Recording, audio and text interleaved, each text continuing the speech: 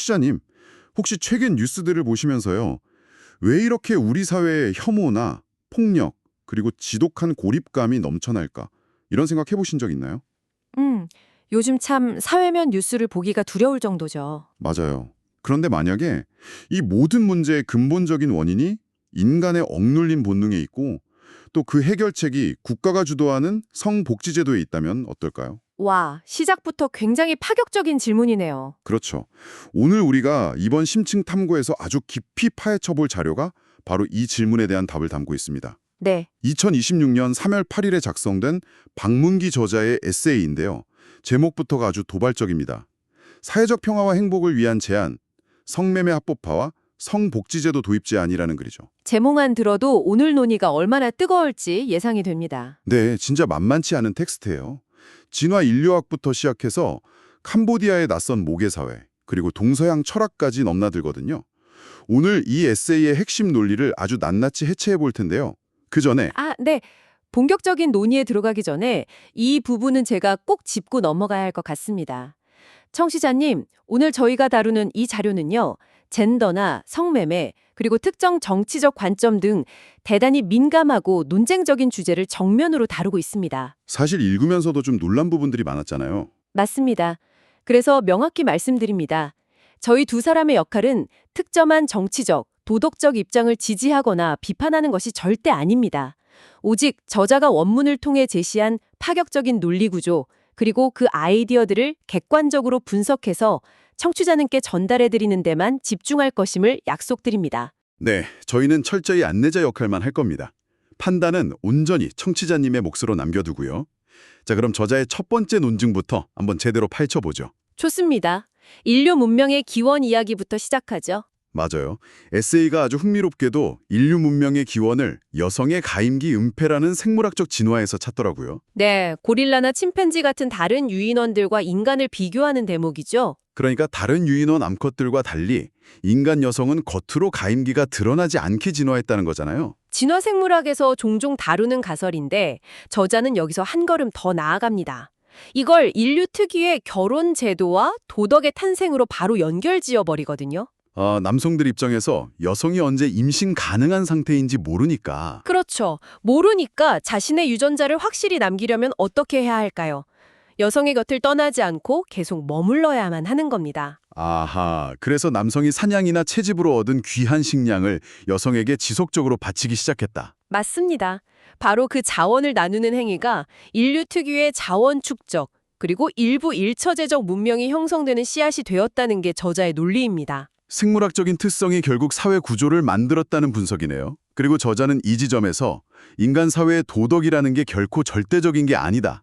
상대적인 거다. 이걸 증명하기 위해 캄보디아 이야기를 꺼냅니다. 본인이 직접 5년 동안 캄보디아에서 겪었던 생생한 경험담이죠. 네, 한국은 철저한 부계 사회잖아요. 그런데 캄보디아는 모계 사회의 전통이 강하게 남아있어서 이 둘을 대조하는 방식이 정말 재밌더라고요. 우리의 상식을 여러 번 뒤집는 일화들이 등장하죠. 일단 십진수 대신 오진수를 쓴다는 일상적인 이야기로 시작해서 사회 시스템을 바라보는 관점 자체가 완전히 다르다는 걸 보여주는데요. 그 비즈니스 일화가 진짜 압권이었어요. 고위 관료들 만날 때 이야기 말이죠.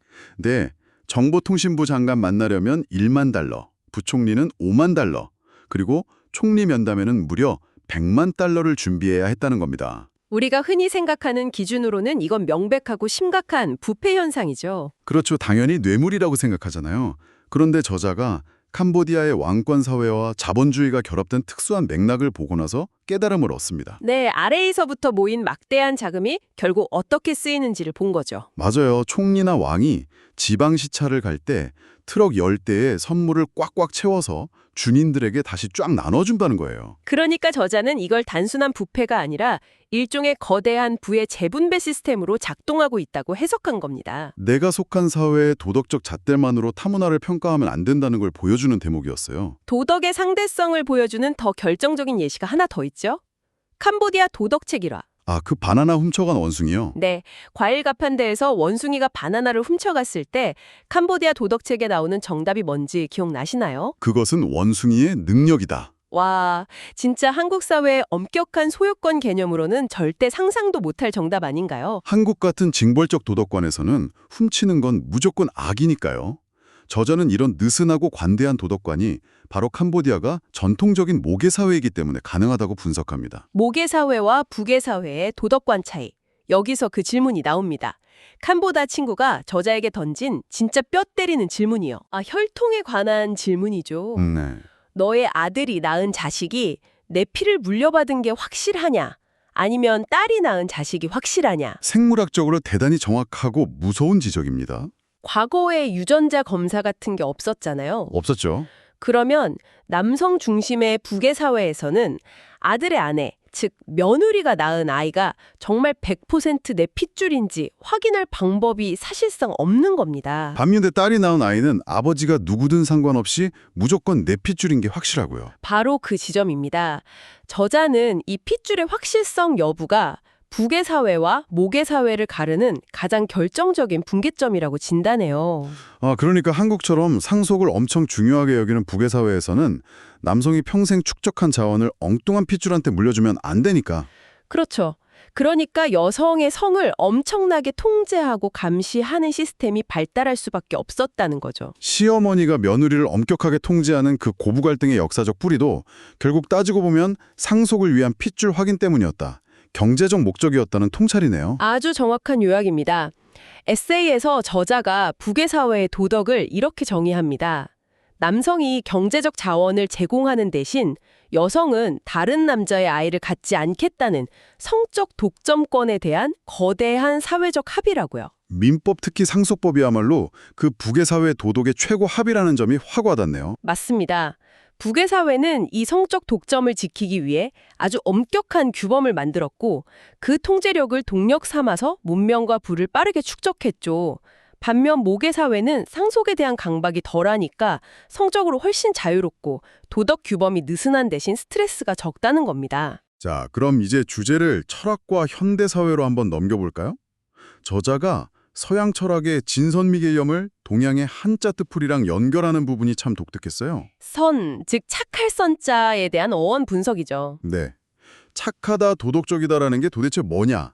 한자 착할 선자를 뜯어보면 위에 양을 뜻하는 글자가 있고 그 밑에 사람들의 입을 뜻하는 입구자가 있잖아요. 네, 추상적인 관념이 아니라는 거죠. 맞아요. 양을 잡아서 여러 사람의 입에 고기를 골고루 나눠주는 것, 타인과 실질적으로 나누는 행위 자체가 선이라는 해석이었습니다. 그리고 저자는 이 나눔의 철학, 진선미의 완벽한 조화를 현대인의 행복론과 아주 직설적으로 연결해버립니다. 평범한 사람이 가장 쉽게 도달할 수 있는 행복의 방법. 네, 그게 바로 만족스러운 성생활이라는 주장이죠. 이걸 설명하려고 도교의 천국관까지 인용하잖아요. 도교에서 말하는 천국이요. 계급이 없고 맛있는 거 같이 나누어 먹고 그리고 무엇보다 어머니는 알지만 아버지는 누군지 모르는 상태. 저자는 이 상태를 어떤 소유욕도 배제된 집단적이고 자유로운 성관계가 보장되는 평화로운 이상향으로 해석한 겁니다. 여기서 베트남 청년의 일화가 등장하는데 되게 절묘했어요. 그 사회주의 2.0 이야기요? 네, 그 청년이 그랬잖아요.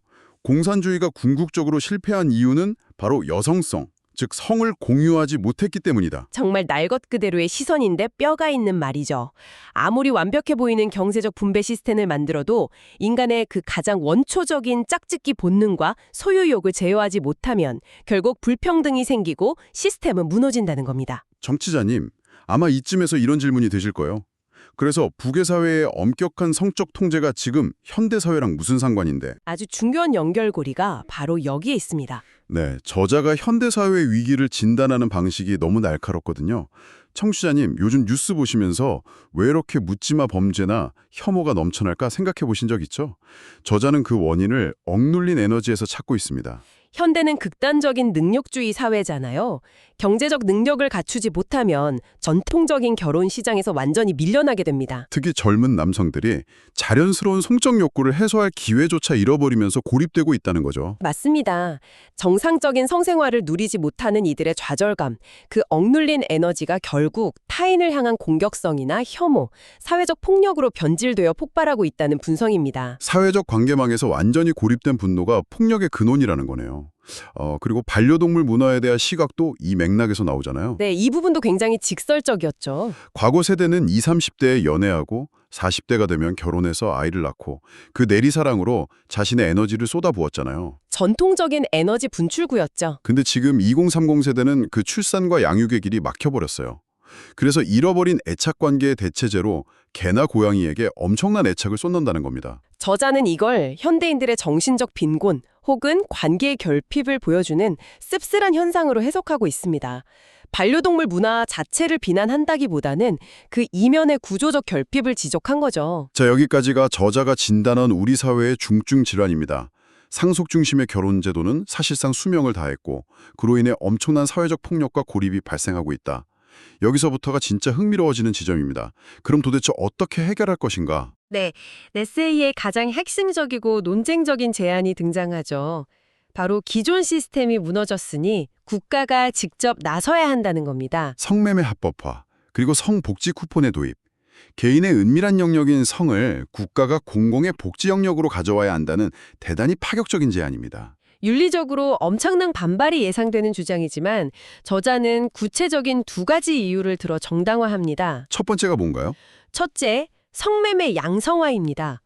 성적 욕구를 무조건 죄악시하고 음지로 몰아넣으면 더 큰 범죄와 착취가 생긴다는 거죠. 그리고 훗날 인공지능이나 섹스로봇이 인간의 가장 친밀한 영역까지 완전히 대체하기 전에 인간 대 인간의 육체적 관계를 보호할 방파제가 필요하다는 논리입니다. 능력주의에 밀린 사람들도 인간으로서의 본능적 행복을 누릴 최소한의 통로는 열어두자는 거네요. 그리고 두 번째 제안이 더 파격적입니다. 국가가 세금으로 성복지 쿠폰을 줘야 한다고요? 네, 신체적 장애가 있거나 사회 경제적 이유로 철저히 고립된 이들에게 국가가 비용을 대서라도 성적 권리를 보장하라는 겁니다. 세금으로 성생활을 보장한다. 이걸 설명하려고 과거 한국 역사 사례를 끌어온 부분이 있었죠. 제5공화국 전두환 정권 시절의 3S 정책을 언급하죠. 스포츠, 스크린, 섹스 정책. 독재 정권이 우민화 정책으로 썼던 그 뼈아픈 역사잖아요. 대중의 정치적 불만을 잠재우려고 자극적인 문화를 장려했던. 맞습니다. 그런데 저자는 여기서 놀라운 역발생을 시도합니다. 과거에는 독재체제 유지라는 불순한 목적으로 쓰였던 도구지만 이걸 현대사회에서는 고립된 개인을 구제하는 사회적 복지의 개념으로 전환해서 도입하자는 겁니다. 독재의 도구를 복지의 도구로 바꾸자. 근데 비용이 만만치 않을 텐데요. 저자의 계산은 이렇습니다. 성적 좌절로 인해 발생하는 묻지마 범죄 같은 사회적 폭력 비용, 그리고 우울증 같은 정신병 치료 비용을 사회가 감당하는 것보다 차라리 국가가 성복지를 제공하는 게 훨씬 경제적이고 안전하다는 역설이죠. 권은지 작가의 유튜브 발언을 이용한 것도 딱 이 맥락이잖아요. 쾌락적이지 않은 섹스가 최소한의 인간의 조건일 수 있다. 각박한 삶의 구원이 될 수 있다. 네, 저자의 주장이 단순한 쾌락주의가 아니라 벼랑 끝에 몰린 현대인의 절박한 생존권 문제라는 걸 강조하는 대목입니다. 상속과 결혼이 소수 능력자들의 전유물이 된 시대에 다수의 평범한 사람들에게 선, 즉 나눔을 실천할 유일한 대안은 국가 개입뿐이라는 게 이 논증의 종착지입니다. 네, 정말 숨가쁘게 들려왔네요. 인류의 가임기 숨기기에서 시작해서 캄보디아의 모계 사회 도덕을 지나 국가 주도의 성복지 쿠폰이라는 파격적인 미래 시나리오까지 오늘 우리는 참으로 방대하고 논쟁적인 사유의 여정을 함께했습니다. 이 지점은 우리에게 매우 중요한 질문을 던집니다. 저자의 해결책에 동의하시든 아니면 강한 윤리적 분노를 느끼시든 이 에세이는 현재 우리가 겪고 있는 혐오, 낮은 출산율, 그리고 고립의 근본 원인이 인간의 가장 원초적 욕망과 어떻게 맞닿아 있는지 돌아보게 만듭니다. 피하고 싶었던 불편한 진실을 정면으로 마주하게 하는 철학적 도발이었죠. 청취자님, 오늘 이 논의를 마무리하면서 본문에는 없었지만 꼭 스스로에게 던져보셨으면 하는 질문을 하나 남기고 싶습니다. 어떤 질문이죠? 만약 저자의 주장대로 국가가 개인의 가장 내밀한 영역인 친밀감과 성적 만족을 세금으로 보장하는 차가운 행정 서비스로 전락시킨다면 과연 그곳이 인간의 지독한 외로움을 진정으로 치유할 수 있을까요? 아니면 인간관계의 가장 아름다운 본질마저 행정 시스템의 부속품으로 만들어버리는 더 끔찍한 고립의 시작이 될까요? 정말 쉽게 답을 내릴 수 없는 묵직한 질문이네요. 네, 청취자님. 오늘 하루 이 도발적인 질문을 각자의 관점에서 천천히 고민해 보시길 바랍니다. 항상 지적 탐구심으로 함께해 주셔서 감사드리고요. 저희는 다음 심층 탐구에서 우리의 세계관을 또 한 번 흔들어 놓을 흥미로운 주제로 다시 찾아오겠습니다. 평안한 하루 보내세요.